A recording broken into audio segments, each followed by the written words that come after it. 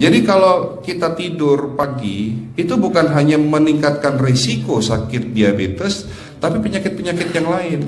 Dan satu hal, Rasulullah mengatakan, jika kita tidur setelah sholat subuh akan meningkatkan risiko pikun, Pak.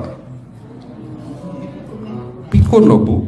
Ya, Pak. Gampang pikun. Lah kalau kita sholat subuh menjelang maghrib setelah asar, apa yang terjadi?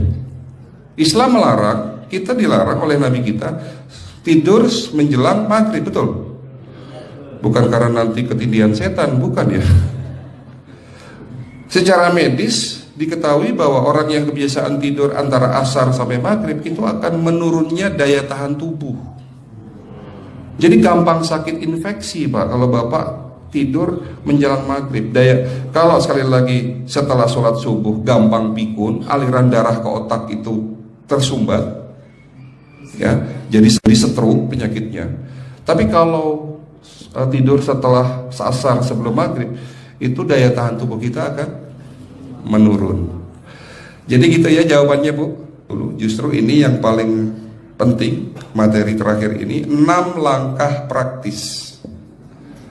Ya, Bapak bisa lakukan di rumah mulai hari ini.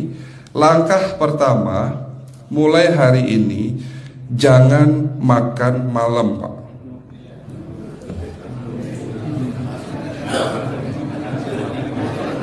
Ya, ala bisa karena biasa. Memang awalnya sulit, yang sudah kebiasaan makan malam itu sulit. Alasannya nanti nggak bisa tidur, Dok, betul ya? Nanti perutnya kembung, mual dan sebagainya. Itu karena kebiasaan. Dulu pun saya begitu. Tapi kalau sekali-sekali boleh, Pak. Misalnya diundang hajatan gitu, tetangga ada yang kawinan, hajatan, ya udah apa-apa, menghargai itu makan malam. Tapi sekali-sekali itu. Tapi kalau tiap hari ini yang nggak boleh, betul ya, Pak? Jangan makan berlebihan dan jangan makan malam. Makan sate boleh nggak, Pak? Boleh, siapa bilang nggak boleh? Sate itu, Bapak tahu daging kambing. Daging kambing, daging domba adalah makanan sehat, tidak berkolesterol.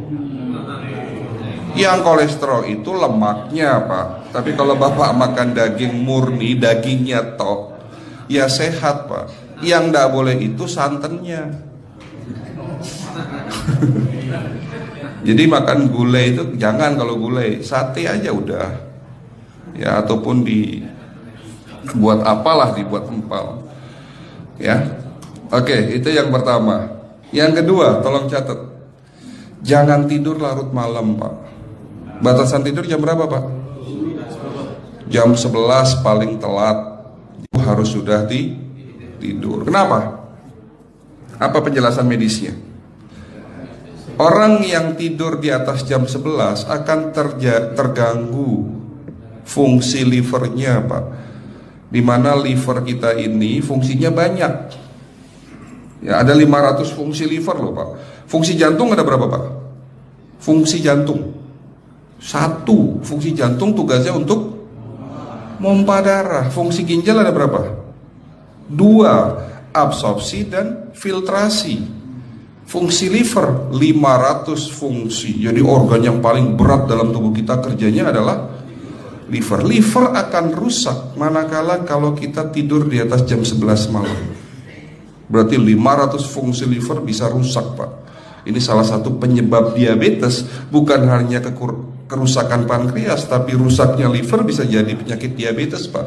Jadi kalau sakit diabetes itu, yang terganggu itu sebetulnya bukan hanya pankreasnya, livernya pun rusak, ususnya pun rusak. Makanya dalam pengobatan diabetes di klinik kami, itu bukan hanya ngobatin pankreas, tapi 3 organ penting ini saya obati: usus, liver, dan pankreas. Kebanyakan kenapa? Kalau dalam pengobatan tradisional, mereka tahunya diabetes itu hanya pankreas, ya kan? Tapi di sini dalam pengobatan holistik, orang yang kena liver itu 3 organ ini pasti rusak: usus, liver, dan pankreas. Salah satu penyebab dari kerusakan liver akibat kebiasaan tidur larut malam. Jadi salah satu penyebab diabetes pun bisa karena tidur larut malam. Ya, batasan tidur jam berapa? Sekali lagi, jam 11 harus sudah tidur pulas. Jadi jam 10, setengah 11 paling lambat kita harus tidur pulas. Nanti setelah jam 1 boleh bangun. Yang penting jam 11 sampai jam 1 ini harus tidur pulas. Jadi kalau Bapak mau sholat tahajud jam 2 setengah 3 ya monggo. Ya. Oke, itu yang kedua. Yang ketiga, air putih Pak dijaga 2 liter sehari. Bagaimana cara minumnya yang baik? Rasulullah sudah ngajarin kita ada 6 sunnah. Harus duduk, pakai tangan kanan, seteguk demi seteguk, membaca basmalah di saat minum, diakhiri dengan alhamdulillah, kan begitu. Ya, pagi hari minum 1 gelas bangun tidur sebelum sholat subuh. Setelah sholat subuh boleh teh, tapi juga dibilas dengan 1 gelas air putih. Sebelum mandi nanti Pak, minum air hangat. Kalau Bapak mandinya pakai air dingin boleh, tapi sebelum mandi minum air hangat, biar tubuh kita ini jangan terlalu dingin di saat kita kena air dingin. Sampai maghrib pastikan 2 liter sudah masuk dalam tubuh kita. Malam mau tidur, tolong perhatikan Ibu ya, malam mau tidur jangan banyak-banyak minum. Nggak boleh minum malam itu segelas sampai 2 gelas mau tidur. Cukup seteguk 2 teguk saja. Karena kalau sampai kita minum mau tidur 1 gelas besar, ginjalnya malah rusak Pak. Ya. Oke, itu yang ketiga. Yang keempat, puasa. Lakukan puasa secara rutin, insya Allah kita sehat. Nah, untuk penjelasan atau materi puasa, nanti bisa hubungin staf saya.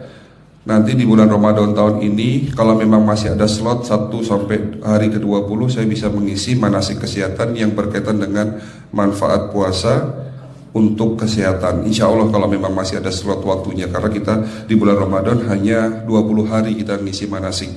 Ya. Oke, itu yang keempat. Langkah keempat. Langkah 1, 2, 3, 4. Langkah kelima. Nah, sebelum saya menjawab yang kelima, saya ingin membacakan sebuah sabda Rasulullah. Rasulullah bersabda, di dalam tubuhmu ada segumpal daging. Jika segumpal daging itu sakit, akan sakitlah seluruh tubuhmu. Dan jika segumpal daging itu rusak, akan rusaklah seluruh tubuhmu. Apa itu segumpal daging?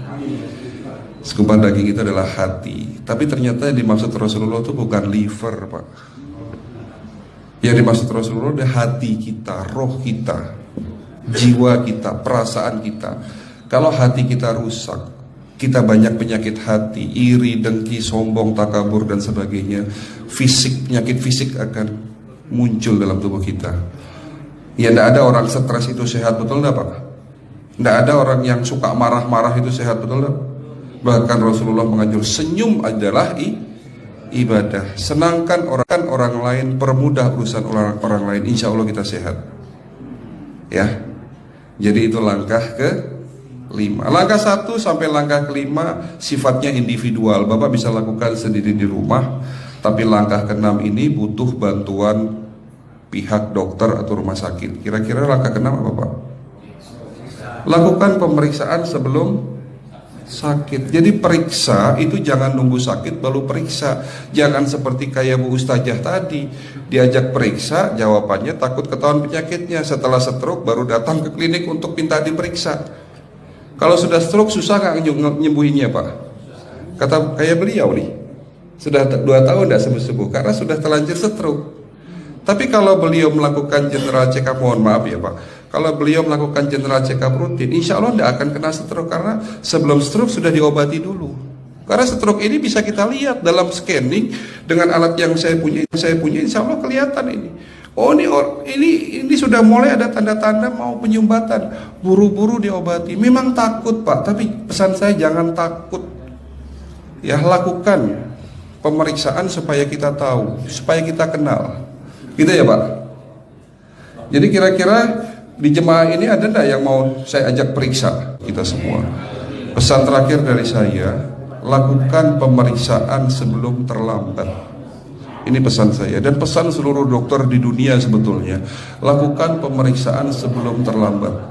Ya, karena dengan kita melakukan pemeriksaan kita akan kenal tubuh kita. Kalau sudah kenal kita akan sayang sama tubuh kita. Betul Pak? Ada pepatah mengatakan tidak kenal tidak sayang. Cukup sekian dari saya. Mohon maaf kalau penyampaian kami kurang baik. Akhirul kalam, wabillahi taufiq wal hidayah. Wassalamualaikum warahmatullahi wabarakatuh. Kalau ada pertanyaan masalah teknis nanti langsung